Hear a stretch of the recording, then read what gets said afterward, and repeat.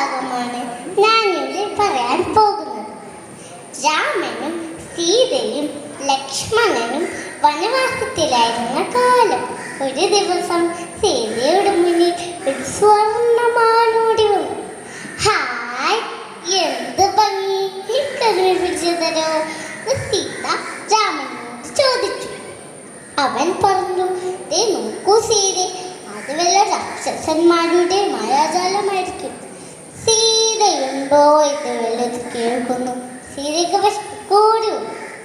അവസാനം സീതയുടെ വാശിക്ക് മുന്നിൽ രാമന് വഴങ്ങേണ്ടി വന്നു. സീതയെ സുരക്ഷിതമായി കാത്തുകൊള്ളണമെന്ന് രാമൻ ലക്ഷ്മണനോട് പറഞ്ഞ് മാനിനെ പിടിക്കാൻ യാത്രയായി. ഏറെ അലിഞ്ഞിട്ടും മാനിനെ കിട്ടിയില്ല. അവസാനം രാമൻ മാനിനെ അമ്പെയ്ത് വീഴ്ത്താൻ തീരുമാനിച്ചു. രാമൻ അമ്പെയ്തു.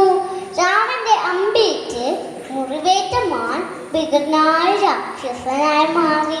അതാരാന്നറിയാമോ? മാരീചൻ.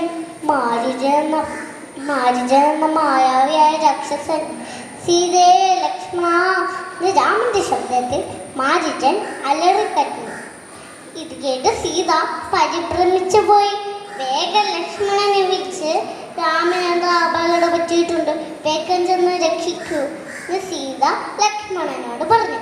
ഉടനെ ചെന്ന് ലക്ഷ്മണൻ കുടിലിന് ചുറ്റും ഒരു വട്ടം വരച്ച് എന്ത് സംഭവിച്ചാലും ഇതിൽ നിന്ന് പുറത്തിറങ്ങും എന്ന് സീതയ്ക്ക് നിർദ്ദേശം നൽകി.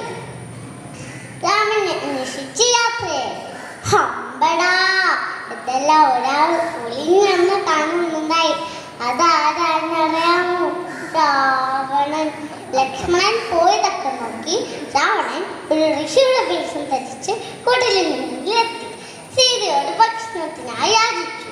ഇത് കേട്ട് ഭക്ഷണമാണെന്ന സീതയെ രേഖയ്ക്ക് പുറത്തു വരാൻ നിർബന്ധിച്ചു. ഇത് കേട്ട് സീത രേഖയ്ക്ക് പുറത്തു വന്നു.